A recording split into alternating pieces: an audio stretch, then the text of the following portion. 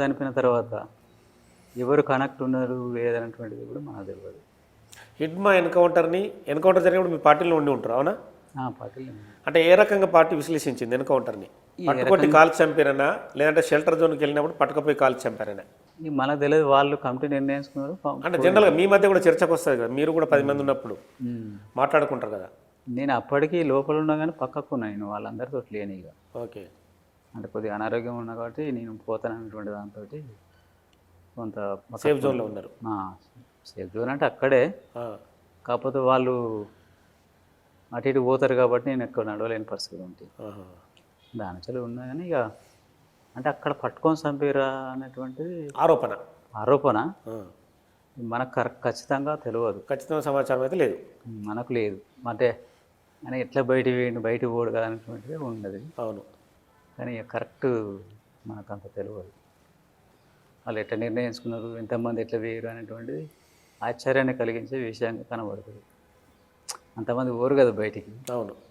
ఎట్లా వేరో తెలియదు. విజయవాడలో, కాకినాడలో చుట్టుపక్కల షెల్టర్ తీసుకున్నారు కదా పెద్ద ఎత్తున. వాళ్ళ కమిటీ ఏం నిర్ణయం తీసుకున్నా తెలియదు నాకు. ఇప్పటికీ మావోయిస్ట్ పార్టీలో చాలామంది పట్టణ గ్రామీణ ప్రాంతాలకు వచ్చి షెల్టర్ తీసుకుంటున్నారు అనేది ఒకటి ఉంది, నిజమేనా? గ్రామీణ ప్రాంతాల్లో కానీ ఎక్కడ కానీ ఇప్పుడు ఒక్కరోజు కూడా దాగే పరిస్థితి ఏం లేదు. అంటే అక్కడ కూలీలుగా లేదంటే ఇంకో పనులు చేసుకుంటూ పార్టీ కూడా ఒక మాట చెప్పిందట కదా, ప్రస్తుతం మీరు షెల్టర్ జోన్కి వెళ్ళండి, తదుపరి పరిస్థితులు అనుకూలంగా ఉంటే అప్పుడు ఆలోచిద్దాం అనేది, నిజమైనది? అది మరి తెలంగాణలో అయితే తీసుకోలేదు, మరి అక్కడ తీసుకున్నారని మాకు తెలియదు. ఇక్కడైతే అట్లా అంటే ఓవరాల్గా సెంట్రల్ కమిటీ నిర్ణయం తెలియదు. ఇక అప్పుడైతేనో విడివిడిగా పోయి పనిచేయాలి టీంలు అనేటువంటిదే ఉండే. బయటకు పోయి కూలీడిగా పనిచేసి మళ్ళీ రావాలంటే అది అసాధ్యమైన విషయం, కానీ అట్లాంటిది అయితే ఏం లేదు. అప్పుడైతే మేము వాళ్ళు కలిసి ఉన్నప్పుడైతే అట్లా ఒకసారి చెప్పినప్పుడు ఏం లేదు, అట్లా లేదు.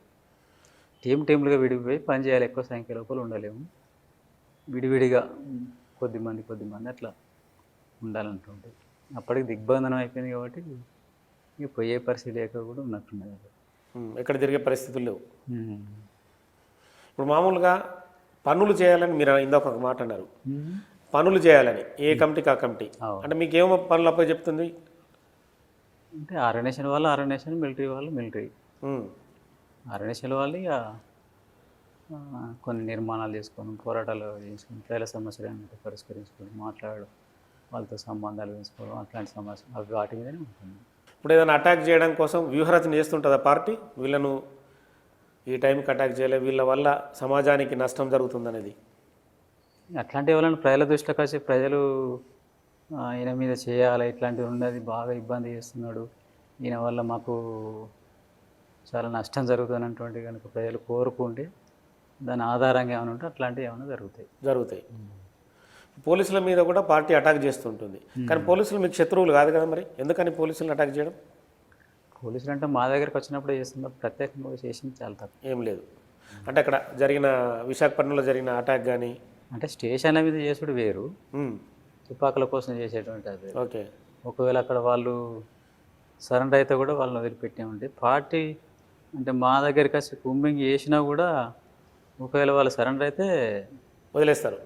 ఒకవేళ సరెండర్ అయినా కూడా వాళ్ళ మీద ఏమైనా చేస్తే వాళ్ళ మీద పార్టీ చర్య తీసుకొని సీరియస్ తీసుకుంటుంది, కింది దించేస్తుంది.